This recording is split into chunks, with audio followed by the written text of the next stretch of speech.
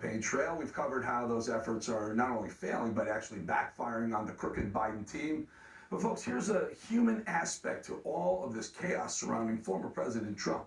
Trump, he himself, is just a man. Unlike Biden, Donald Trump does not let an agenda define him. He loves the blue-collar workers. He loves the moms and dads with 2 jobs and the small business owners. And one thing is very clear, these people love him right back. Can you hear that? We love Trump. Listen to that. These aren't paid actors who showed up on the White House lawn because Sleazy Joe cut them a check. These are 9-to-5 working men and women with hard hats on and calluses on their hands. These are the amazing green vest wearing, bricklaying, everyday Americans, the true spirit of the nation. These enthusiastic men and women are the backbone of our nation's biggest cities. They fuel our economy. Without these workers, America is nothing. Unfortunately, these essential individuals are getting crushed by Bidenomics. They've watched their bills go up. Many have had to drain their savings merely to survive under this disgraceful president.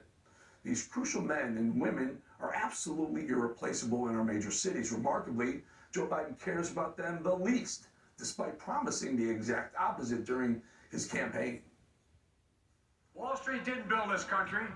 The middle class built this country, and unions built the middle class. I'm not joking. Without unions, there'd be no middle class. Well, those lies were enough to convince millions of working Americans to vote for Biden in 2020. These people who thrived under Trump but fell for Biden's empty promises of greener pastures are unfortunately saddled with a severe case of buyer's remorse. But make no mistake, these hardworking, tax-paying men and women will not be fooled twice. What's it like seeing so many Republicans in Manhattan, so many Trump supporters in Manhattan? Does that surprise you? No, not at all. It's turning now. Trump's turn again. What's your message to Joe Biden? You. You had to hear it twice. It's so good. It's safe to say he won't be voting for Joe in November, but trust me, he's not the only one. What's your message to Joe Biden? My message to Joe Biden, I haven't seen you anywhere. I hope New York turns red because we're not voting for you. There you go. President Biden has abused the people who paved the streets that he walks on. Biden is in for a rude awakening come November because these workers, those workers right there, will undoubtedly have the loudest voices come November. They're passionate, resilient, and ready to elect a true leader to oversee the country that they built. President Trump being here, how was it seeing him? I thought it was awesome. He's standing up for the working man. He's taking care of his business. Hopefully, he gets in. Now, a lot of people are talking about how unusual it is to see so many Trump supporters in Manhattan at 4, 5, 6 in the morning. Does that surprise you? No, absolutely not. Demographics have changed. The administration that's in there right now isn't doing what they're supposed to be doing. They're not taking care of American people. So we need somebody in there to take care of some American people. That's it. Keep in mind, Trump right now is on trial in New York City. He's being persecuted by crooked liberals, tried in a liberal court in the heart of a liberal city, dealing with a liberal judge. The American voters are not stupid. They see the injustice. They see a man who's not only fighting for his future, but for the future of our country. A single individual standing up to an entire liberal agenda, devoting every single day to defending the Constitution, not for his own benefit, but for ours. This is why crowds of hardworking Americans left their jobs today to embrace Trump on the streets. Trump's ties to New York are eternal. He forever changed the Manhattan skyline and provided countless jobs before and during his presidency. And he continues to fight for the hardworking men and women who call the Empire State home, even though the state hasn't exactly repaid Trump's favor. The crooked injustice system is actively trying to ruin him.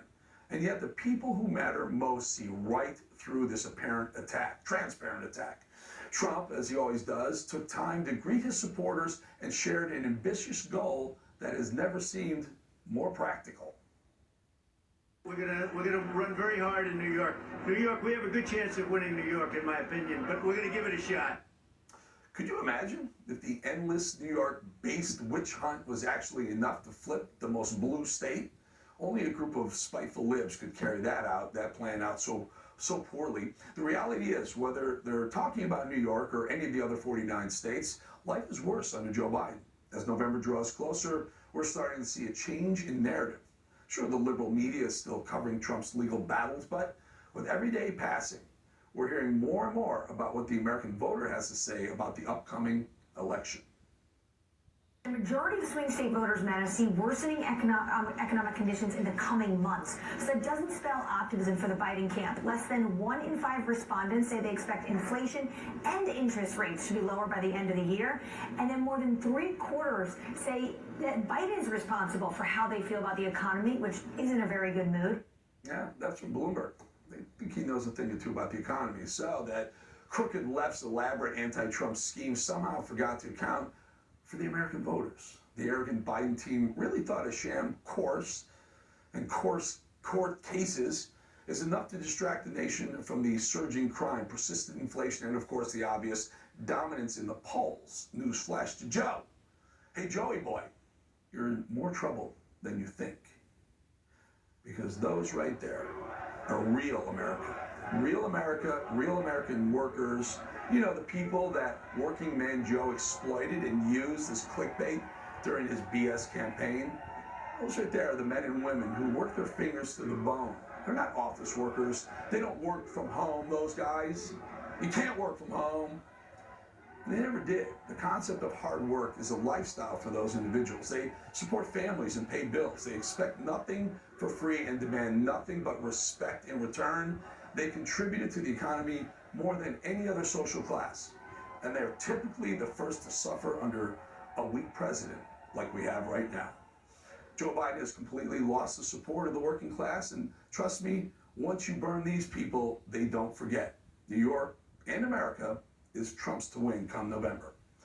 Join me now, one of the thousands of workers who flooded the streets today in support of Donald Trump, third generation New York City union member, by the way, Jimmy Brennan. Jimmy, the support for Trump was amazing. New York's pretty liberal. Unions have been voting liberal, but is this the time that New York flips, the unions flip for a Trump president? Eric, great question. Thank you for having me on the show. I'd like to identify the difference between union leadership and union membership, right? There's often a great disconnect between the elites and the officials at the top that have to make a decision for 200,000 and the actual decision between the individual member that has to figure out the difference between his checks. I mean, I'm an organizer here for one of the largest unions here in New York City. We've built a political juggernaut, and I believe in a union's involvement in politics, but we're not involved in politics. We're involved in the progressive wing exclusively of the Democratic Party, and their policies are destroying our city and our country. They have sunk their teeth over the last 20 years into every major city that has a Democratic supermajority, New York City being the latest. And they took what was one of the safest cities. I know Eric's going to show you some stats here. He's a wonderful mayor. He's doing a good job as best he can right now. Definitely better than de Blas, right? But he's got a tough job, right? New York City's a tough place. But the membership has supported Donald Trump since he picked that unique moment when he saw his opportunity to beat Mrs. Clinton, sir. And the union member of New York City has been behind President Trump his entire time in politics. Right? Allow me, Jimmy, allow me to interrupt you. I Jewish friends. My wife is Jewish. I ask why most Jews vote Democrat. It's almost like a knee-jerk reaction. They walk in, they press the Democrat. Doesn't matter, in the voting, doesn't matter who the person is. They just vote Democrat. Unions have historically done the same thing. Unions have historically spent upwards of 80-90% of your donations go to the Democrat, whatever office, whatever race they're looking at. Why is that if the rank and file union members are getting slammed by Bidenomics? Don't the bosses listen to you guys?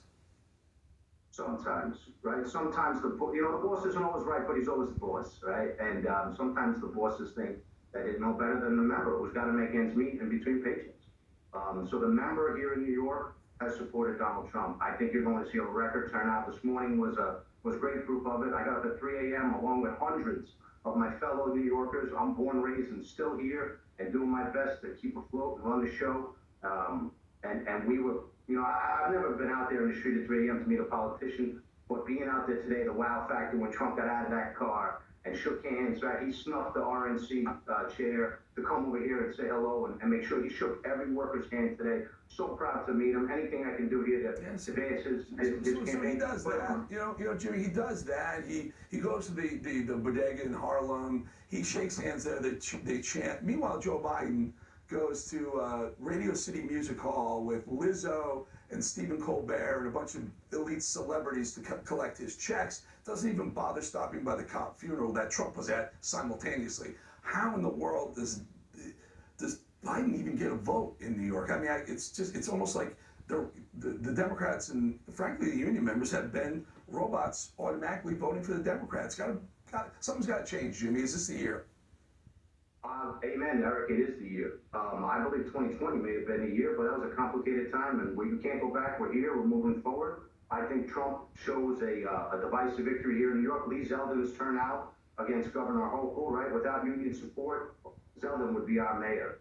Eric, won the Democratic nomination because he was the only capitalist running among socialists. And if there was a stronger mayoral candidate other than Curtis, we would have a different mayor here today, right? New York City, the pendulum has swung because the policies that we're dealing with here, whether it's the open border in the sanctuary city, whether it's the refusal by Alvin Bragg to prosecute some of the most heinous criminals that our city has, these policies are unsustainable. We've seen it across every Democratic supermajority, and now New York City's got to make a decision, right? Because these same people are running the White House, so it's coast to coast.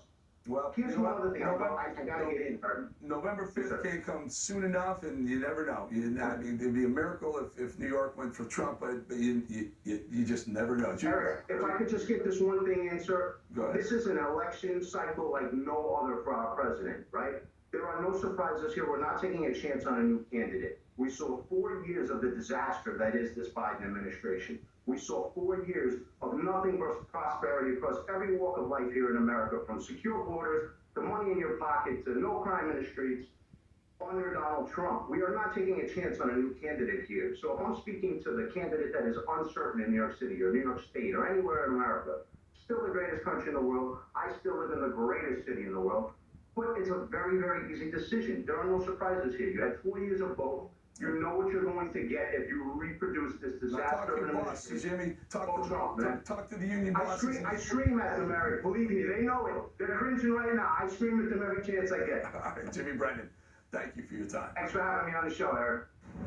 For more on the former president and his fight to defend America, one of the most brilliant legal minds in cable news, former U.S. Attorney Joe diGenova. Joe, really good to have you on. So may I just do this, the presidential immunity at the Supreme Court level? That was pretty amazing. We were listening in, we had audio. It just sounds like Trump's going to prevail, or at least they're going to shoot it down to the lower court, at which point it won't make it to a decision prior to inauguration 2025.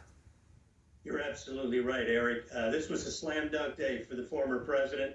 At least the decision will be at least 6-3. Might pick up a couple of the liberals on the notion of protecting Democratic presidents.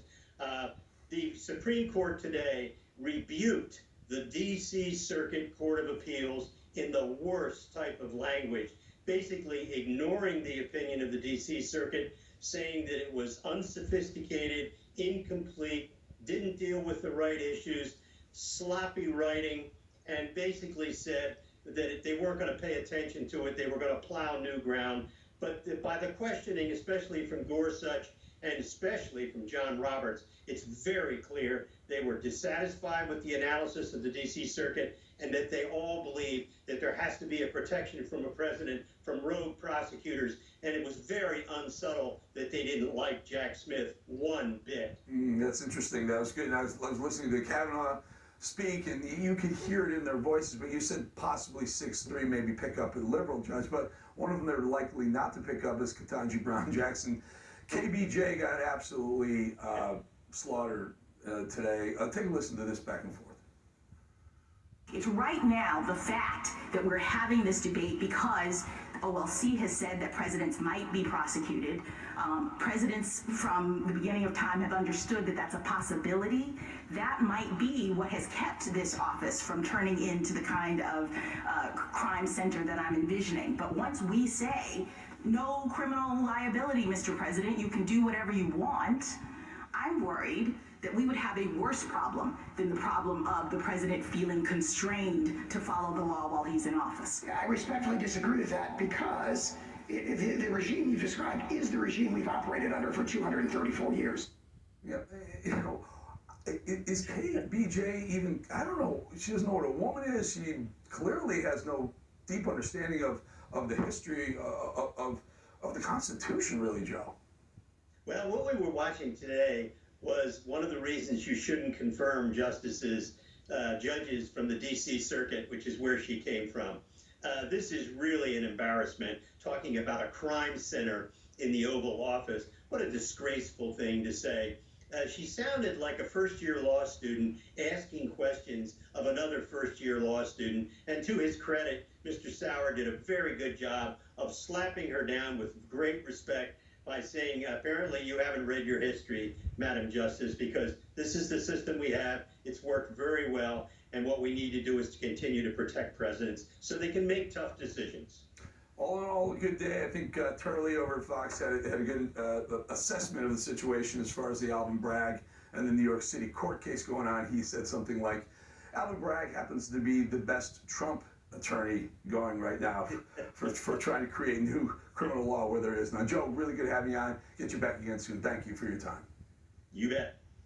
Okay, coming up later in the show, folks, this is important. Exclusive to us, just to me, sent direct